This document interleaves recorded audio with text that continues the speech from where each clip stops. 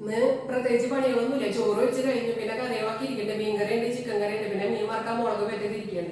അപ്പൊ പിന്നെ വേറെ കറികളൊന്നും വെക്കാനായിട്ടില്ല. രാവിലെ ഒന്നും കഴിച്ചിട്ടില്ല. കഴിക്കാനായിട്ട് ഇന്ന് ദോശയാണ്. അപ്പൊ ദോശ ഉണ്ടാക്കിയിട്ടില്ല, ദോശ ഉണ്ടാക്കണം. അപ്പൊ അത് കഴിഞ്ഞ് ഞാൻ ഇന്ന് ക്ലീനിങ് ആക്കാന്ന് കരുതി. ക്ലീനിങ് എന്ന് വെച്ചാൽ വീട് മൊത്തത്തില് ഒറ്റ ദിവസം കൊണ്ട് ക്ലീൻ ചെയ്യാൻ ഞാൻ ഒരേ ഭാഗങ്ങളായിട്ടാണ് ചെയ്യാറ്. അപ്പൊ ഇന്ന് അടുക്കളയും വർക്കേരിയും പിന്നെ മുറ്റം കുറച്ച് ക്ലീൻ ചെയ്യാനുണ്ട്. മുറ്റം അങ്ങനെ എന്നും ക്ലീൻ ഒന്നും ആക്കാറില്ല. അപ്പൊ കുറച്ച് പുല്ലൊക്കെ പിടിച്ചിട്ടുണ്ട്. അപ്പൊ അതൊക്കെ ഒന്ന് പറിച്ച് ഇന്ന് ക്ലീൻ ആക്കാന്ന് കരുതി. ദോശയും കട്ടൻ ചായയിട്ടൊന്നും എനിക്ക് കഴിക്കാനായിട്ട് നല്ലോണം നെയ്ച്ചുണ്ടാക്കണം. ദോശയും കട്ടൻ ചായയും കഴിക്കാനായിട്ട് എനിക്ക് നല്ല ഇഷ്ടമായിട്ടാണ്. പിന്നെ ചിക്കൻ കറി ഉണ്ട്, ചിക്കൻ കറിയും കൂടി ദോശ കഴിക്കാൻ നല്ല ടേസ്റ്റൊക്കെ ഉണ്ടാകും. ദോശക്കല്ല് കുറേ നാളെ ഉപയോഗിച്ചിട്ട് പക്ഷെ ഒട്ടി പിടിച്ചൊന്നുമില്ല. ഞാൻ വിചാരിച്ചെടുക്കാൻ കിട്ടില്ല എന്ന്. അതുകൊണ്ട് തന്നെ ഒരുപാട് അങ്ങോട്ട് കനം കുറച്ച് പരത്തില്ല. പിന്നെ 2 ദോശയുണ്ടെന്ന് കഴിക്കണത്. പാനിൽ ഉണ്ടാക്കുന്ന കുട്ടി ദോശയാണെങ്കിൽ 3 കഴിക്കാറുണ്ട്. അത്യാവശ്യം നല്ല വലിയ ദോശയായിട്ടാണ് 2. ഞാൻ ഈ വീഡിയോ എടുക്കുന്നത് സൺഡേ ഉണ്ടോ, സ്കൂളിൽ എത്തോണ്ട് അപ്പുറത്തുനിന്ന് പിള്ളേരെ കുടുങ്ങുന്നുള്ള വർത്താനങ്ങൾ കേൾക്കണം. അതാണ് ഈ ജാനി കിടന്ന് കുറയ്ക്കുന്നത്. പിന്നെ പിള്ളേരെ ഒച്ചപ്പാടിലേകളും കരച്ചിലൊന്നും അവൾക്ക് തീരെ ഇഷ്ടമല്ല കേട്ടോ. പിന്നെ നമ്മുടെ വീട്ടിൽ നിന്നല്ലാണ്ട് അപ്പുറത്തെ വീട്ടിൽ നിന്ന് തന്നെ ആരെങ്കിലും ഓർക്കനെ വർത്താനം പറയാൻ എന്തെങ്കിലും ചെയ്ത് കഴിഞ്ഞാൽ അവൾക്ക് തീരെ ഇഷ്ടമല്ല. അവൾ അപ്പം ബഹളം ഉണ്ടാക്കും.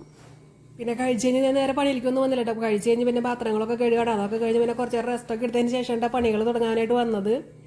എനിക്ക് ഏറ്റവും ബുദ്ധിമുട്ടുള്ളത് ഈ ജനാല തുടക്കലുണ്ട്. ജനാല തുടക്കാന്ന് വെച്ച് കഴിഞ്ഞാൽ അതുമ്പോൾ ജനാല ചില്ല് തുടക്കാൻ തന്നെ ഇഷ്ടം പോലെ പണിയുണ്ടാവും. അതുമ്പോൾ നിറയെ പൊടികളും ഇങ്ങനെ കുഞ്ഞ് ലൈറ്റ് ഇടുമ്പോൾ കുഞ്ഞു എട്ടുകാലികൾ അങ്ങനെയുള്ള സാധനങ്ങളൊക്കെ വന്ന് കൂട്ടിയിട്ടും പിന്നെ പ്രാണികൾ അങ്ങനെയൊക്കെ ആയിട്ട് ഭയങ്കര ബുദ്ധിമുട്ടാണ്. പിന്നെ പോരാത്തനാണെങ്കിൽ വേട്ടാളൻ. ഇവിടെ വേട്ടാളനാണെങ്കിൽ നിറച്ച് വേട്ടാളനം.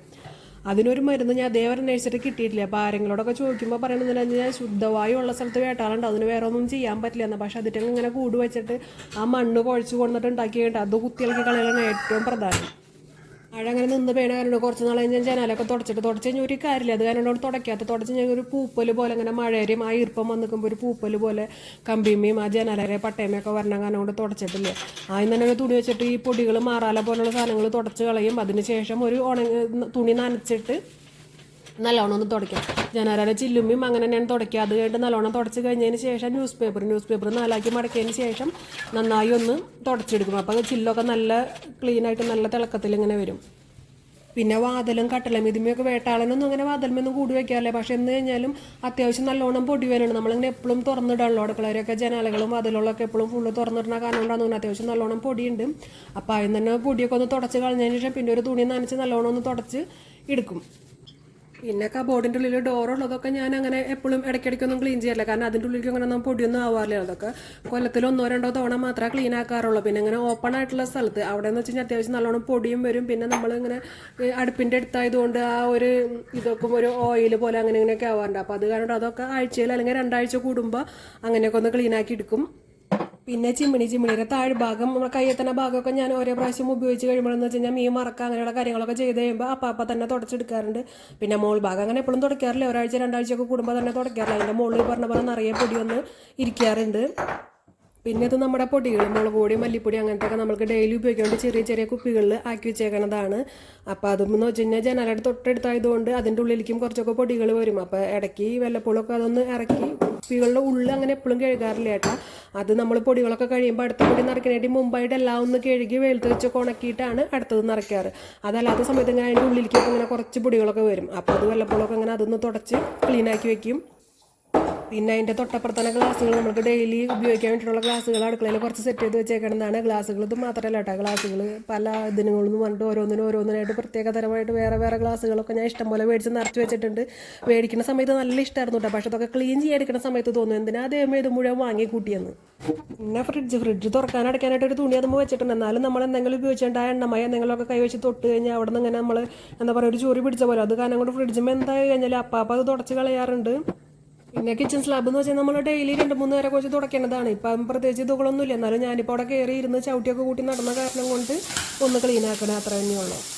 ഇരുത്താണ്ടുള്ള പണിയായിരുന്നില്ല കേട്ടോ. അതിൻ്റെ ഇടയിൽ പിന്നെ കുറേ സമയം വെറുതെ ആയിരുന്നു. പിന്നെ അലക്കാനുള്ളതൊക്കെ അലക്കിയൊക്കെ ഇട്ടു. അത് കഴിഞ്ഞപ്പോൾ പിന്നെ ചോറുണ്ടായി. അപ്പോൾ പിന്നെ വേഗം മീൻ വറക്കാനായിട്ട് എടുത്തു.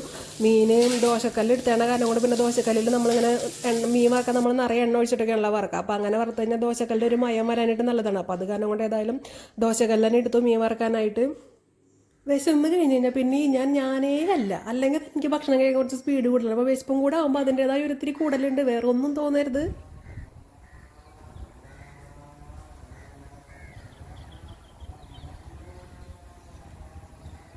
ഇത്രയും നേരം നല്ല പുരുവയിലായിരുന്നു. ഇപ്പം നല്ല മഴക്കാർ ഇരുണ്ട് കൂടിയുണ്ട്. മഴ എപ്പോൾ പെയ്യുന്നുള്ള രീതിക്കാണ് നിൽക്കണത്.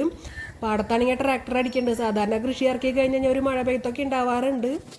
പിന്നെ കുറേ നേരം ഞാൻ അവിടെ ഇരുന്ന് മഴ പെയ്യോ പെയ്യോ എന്നൊക്കെ നോക്കി ട്രാക്ടർ അടിക്കണ അതുകൊണ്ട് നിറച്ച് കൊക്കുകളും കിളികളൊക്കെ ഇഷ്ടംമാതിരി പാടത്തുണ്ട്.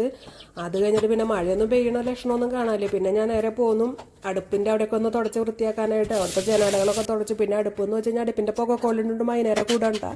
അത് കാരണം കൂടെ അടുപ്പ് കത്തിച്ചിട്ട് കുറേ നാളായി. എന്നാലും അവിടെ ഉപയോഗിക്കാണ്ട് കിടക്കണ കാരണം കൂടെ തന്നെ പൊടി വയ്ക്കുന്നത്. അപ്പോൾ വെറുതെ അവിടെയൊക്കെ ഒന്ന് തുടച്ചൊന്ന് ക്ലീനൊക്കെ ആക്കി.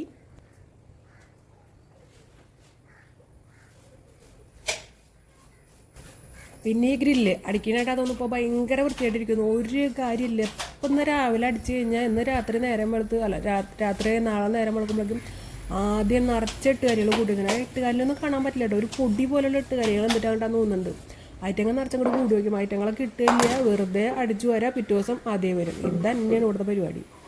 പിന്നെ ഇതാണ് എൻ്റെ അമ്മിക്കല്ലും കുഞ്ഞ് ഇടിക്കണ കല്ലും. ഇത് ഞാൻ ഉപയോഗിക്കാറുണ്ട് കേട്ടോ. അമ്മി ഇടയ്ക്കൊക്കെ ഉപയോഗിക്കുള്ളൂ, ഇപ്പോഴൊന്നും അങ്ങനെ ഉപയോഗിക്കാറൊന്നുമില്ല. പിന്നെ ഇത് പച്ചക്കറി അരിയാനും ചിക്കന് മീൻ അങ്ങനെ ഓരോന്നിനും വേണ്ടിയിട്ടുള്ള പലകകളൊക്കെയാണ്. അപ്പോൾ അതൊക്കെ അമ്മീരെ പുറത്ത് ഇങ്ങനെ അടക്കി വെക്കും. പിന്നെ ഇത് ചിരവ.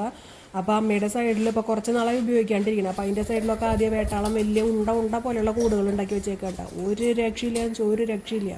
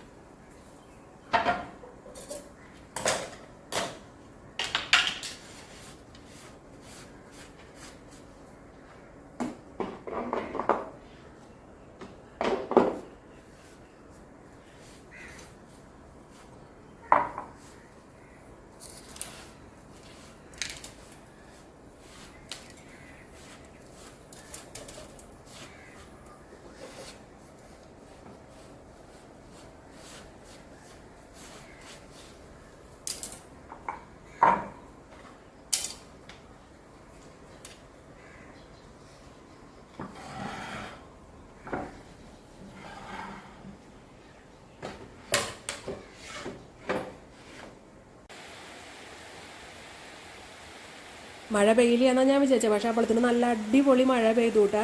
പിന്നെ മുറ്റത്തെ പോലെ ഈ പുല്ലുകളൊക്കെയാണ് ഞാൻ പറിക്കണമെന്ന് പറഞ്ഞത്. പക്ഷേ ഇനിയിപ്പോൾ മഴ ആയതുകൊണ്ട് പറിച്ചിട്ട് കാലം ഇടയ്ക്കിടയ്ക്ക് പറിക്കണം കേട്ടോ. ഒരു കാര്യമില്ല, മഴ പെയ്യുമ്പോൾ ആദ്യം വീണ്ടും പുല്ല് മുളയ്ക്കും. അത് തന്നെയാണ് പരിപാടി.